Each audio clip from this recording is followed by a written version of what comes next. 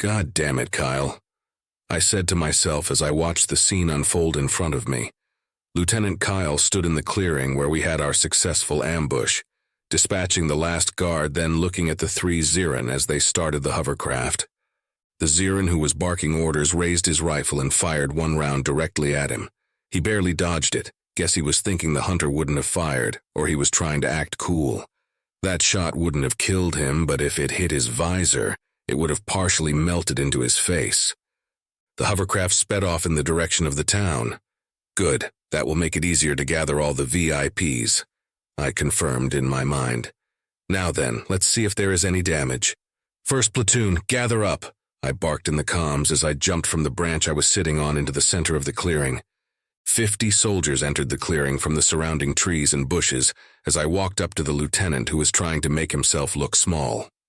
Lieutenant Kyle, care to explain the stunt you just pulled? I asked with a good amount of irritation in my voice as I checked his neck for signs of injury. He stiffened to attention with his visor up and saluted. Sir, I was merely doing terror tactics as you explained to the Illyrians, sir. He semi-shouted with a hint of fear in his voice. Is that right? I responded, trying to hide the mischievous grin creeping up on my lips. I have always had fun messing with Kyle, ever since we were placed in a squad together as corporal and private. Now we are on an alien planet fighting off an invasion force of hostile bipedal lizards. I am still coming to terms with that. The Terran Federation has never fought wars beyond our borders. I placed my hand on his shoulder. At ease, Lieutenant, I'm just glad that shot only managed to singe a bit of your neck armor. We may be augmented, but we are not invincible. We can see in the dark, leap stories, lift a ton, but we are still mortal. Remember that. I explained with a short sigh. And you cost way too much money to make. I finished with a chuckle. Kyle's shoulders relaxed after that statement and saluted. Yes, sir. As I walked back towards the edge of the clearing, hearing the soldiers snicker and telling him how epic their lieutenant looked back there. Well, that will just flame up his ego, I thought in amusement. I raised my left hand and checked the COTAD, or Combat Operations and Tactical Analysis device, stuck on the underside of my forearm. Local time 12:37, Terran year 2646, 3rd Platoon and 4th Platoon, heading towards main objective, 2nd Platoon on standby. Time until main armada arrival. 38 hours, 12 minutes, 46 seconds. Time was still plentiful. I placed my hand to the side of my helmet. Raven 6, this is Corvus 2. How copy? A moment of silence came before a response. Corvus 2, this is Raven 6. How can we be of assistance? The woman operator answered politely. I am going to need an owl carrier to my location. Tell 2nd Platoon to be ready to drop with us on the secondary objective, I requested. Copy that, Corvus 2, Owl 6-3 is en route to your location and Owl 6-5, carrying 2nd Platoon is en route as well. The operator reported back. Thanks, Raven 6, I said back in appreciation. I turned back towards 1st Platoon. Check your gear and get ready for extraction. We are heading for the secondary objective, I semi-shouted in an authoritative tone. Guns were reloaded, mags refilled, wrist blades checked as they hummed in silent vibration. 2 minutes later, the Owl stealth carrier arrived. It was a sleek ship, roughly 70 meters long, 20 meters wide, and 10 meters thick at the center. It was shaped like a thick, straight feather, completely covered in the same black paint as our combat suits. The thrusters on its back barely made a sound and only emitted a tiny amount of light around the edge of itself. 2 slits opened on its underbelly and cables for each member dropped down from it. We equipped the cables to our belts and were hoisted up. Once inside the interior, I went to the terminal that stood next to the short hallway to the cockpit. I typed a few keywords and then saw a live feed of our secondary objective, the Scout FOB that we need to take out before entering the town. The base was roughly 600 meters in diameter, a few tall trees placed within it and the towering jungle surrounding it. Tents in the west part, hovercraft landing zone to the south. East part looked like cargo and prisoner holding place, and the north completely barren. The Xyrran soldiers were frantically running around stacking supplies on cargo crafts and creating a perimeter with as many lights around the base as possible. By the scout drone's tally, the enemy number is roughly 350, and 322 Illyrians that are being kept in cages on the east side. And finally, the purple-skinned noble standing in the center of the camp. A master tracker, I believe his rank is. He will be the first VIP prisoner. I tapped my communication device. Lieutenant Kyle, you with the 1st platoon will assault the base from the south. Lieutenant Eric, you with the 2nd platoon will assault from the northeast. I am sending the information to your COTAD, I stated, skimming over the plan again. This is Lieutenant Eric, I copy, came a booming voice from the speaker in my helmet. This is Lieutenant Kyle, I copy, shouted the smiling bat behind me. Smartass. Owl 6-3, Owl 6-5, take us to the designated locations, 20-meter drop on top of the canopy. How do you copy? I spoke, feeling a bit nervous as we were closing in. Confirmation came from both of the ships, and a few minutes later we were above the drop zones. I entered my place in the launch bay and waited for the faint green light. The green light flickered and the 2 slides opened underneath us. 50 soldiers dropped in silence as we activated our cloaking armor, landing silently in the canopy above the enemy outpost. 1st platoon, 2nd platoon, pick your targets, no flashy business. 1 tap, then move to the next. I whispered into the comms. A unanimous "copy that" came from the lieutenants and sergeant. Everyone moved to position around the camp, sitting on branches 30 meters up and above. Owl 6-3, give me an EMP burst, I commanded with stone-cold resolve brimming in my eyes now, as I wrapped my finger around the trigger of my rifle with a Xyrran soldier highlighted in my scope. Copy that, came a reply, and a split second later the entire camp went dark. Fire, I commanded, and silent death reigned upon the enemy. Within 10 seconds of the initial strike, only 50 enemy soldiers were left. Hawk teams provide overwatch. The rest of you secure the enemy commander and rescue the prisoners, I voiced in a low grumble. Affirmative, came from the troops. We moved silently into the camp, making sure every panicking enemy was dealt with swiftly. Captain, I see the enemy commander, came the booming voice from Eric. He's standing 10 meters outside his tent, next to a table I presume is used for communication. Should I? He abruptly stopped, then spoke in a growly voice. Sir, permission to take him out, he continued, sheer boiling anger almost bursting from his voice.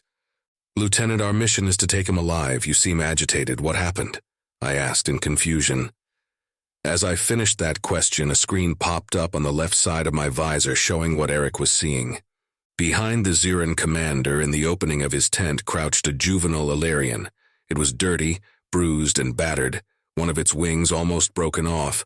Dried orange blood stained its blue-hued feathers, and behind it lay another older juvenile, curled motionlessly in a ball with both wings cut off and makeshift dressing covering the wounds. I stood silent for a second, my eyes staring in silent fury at the screen. Lieutenant Eric, we are supposed to take him alive, but only alive, I commented back, cold anger lingering in my voice.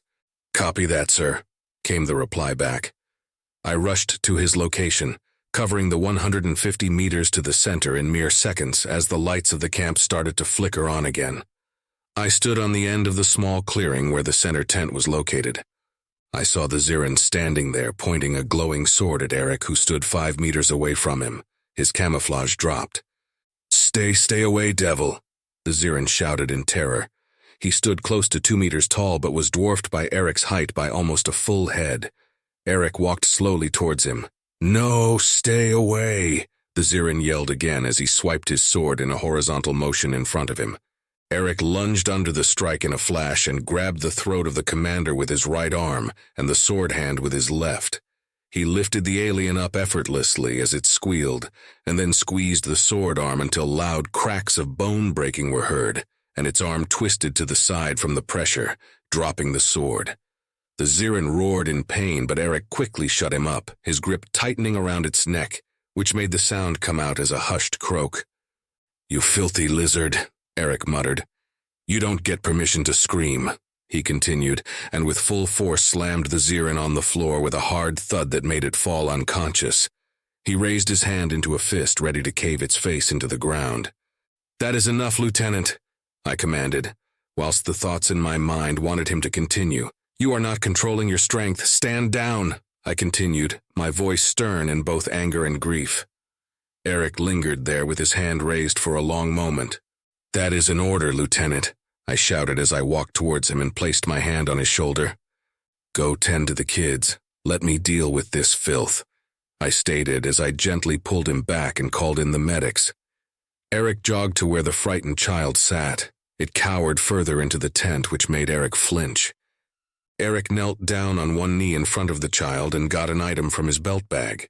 He brought up a small cylinder with a hole in it, turned it on, and tens of tiny soap bubbles glowing in all colors of the rainbow floated in the air around them.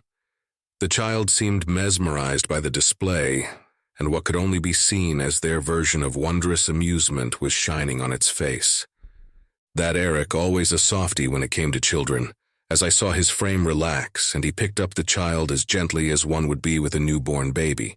The platoon medics were at the scene now alongside a few soldiers and started to tend to the children straight away. I commanded the soldiers to take the prisoner to the Owl transport holding cell as both ships were landing in the clearing to the north. Captain Gray, this is Lieutenant Kyle. I have all the rescued prisoners here. They are pretty banged up and some are malnourished. We don't have room in the Owls and we need to head south to the town. What should we do? Came through the comms. Don't worry, Lieutenant, I believe we can ask our allies for help there, I responded as I briskly searched for the frequency of the Illyrian hidden outpost. Starstrike Outpost, this is Captain Gray, can you hear me? I asked in a friendly tone. A few moments went by. Captain, this is Zelios, I hear you, came in response. Ah, Commander, just the person I was hoping for. Glad to see you are still awake, I said gleefully. We have rescued 322 Illyrian prisoners from the Xyrran scout camp north of the town, but we do not have time to ferry them away. Do you have time and resources to take over for us? I asked in a respectful tone. By the sky, thank you, Captain. Yes, we can take care of it, I heard him squawk back in excitement. All right, Commander. We will leave one of our squads here alongside medics to treat the wounded. I will send you the coordinates now, I answered back. Thank you, Captain. We will arrive as soon as we can, came the reply. All right, time to get going. First platoon, second platoon. We are boarding. Third squad of second platoon will stay behind and guard the civilians until Allied backup arrives, I voiced, now full of spirit after seeing the atrocities that the Xyrran had inflicted upon the weak and innocent. Captain, came a booming voice behind me. I would like to stay, and besides, I don't think this little one will let go of me, chuckled Eric as the Illyrian child was clinging hard to his chest with one arm and playing with the bubble machine in the other as a medic was tending to its wounds. All right, Lieutenant. Sergeant Foster shall take over as leader of the second platoon as you are preoccupied. I laughed back as I then left toward the carrier. I entered the craft and walked to the console.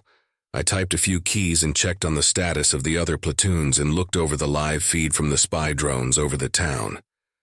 Roughly 2,000 enemies are in the town and are now on high alert as I could see and hear the blaring alarm through the audio.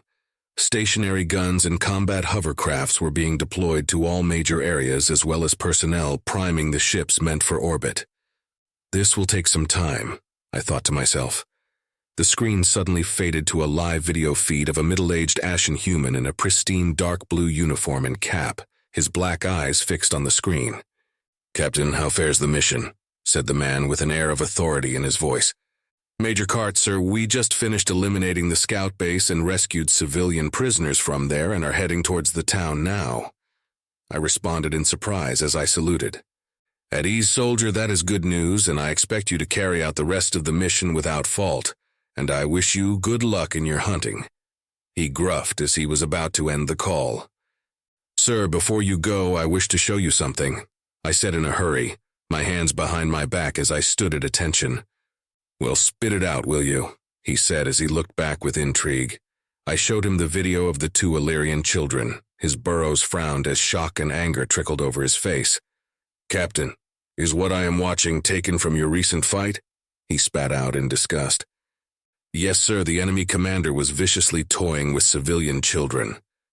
I responded back in barely contained rage as I stared at the picture on the screen. Right, Captain Gray, I give you temporary command over 4th and 5th Company. Use them to their full effect. I will also give you 2 Shadow Striders to help you with any pesky gun emplacements. That is the only things I can give you at this moment. Make those scaly bastards pay, he said in a low growl with a devil's grin. That's more than enough, sir, and I will make them pay. I promise you that, I answered back in a salute. The Major ended the call and I stood in front of the console in silence for a moment. Raven 6, this is Corvus 2. I need you to give me a direct video call to the enemy HQ, I said in an even tone. A moment's pause came before an answer. Copy that, Corvus 2, I will patch you through, the operator said in a questioning tone. Good, I thought to myself. I wish to see that High Chief's face as it falls into despair. I will show him what true fear is.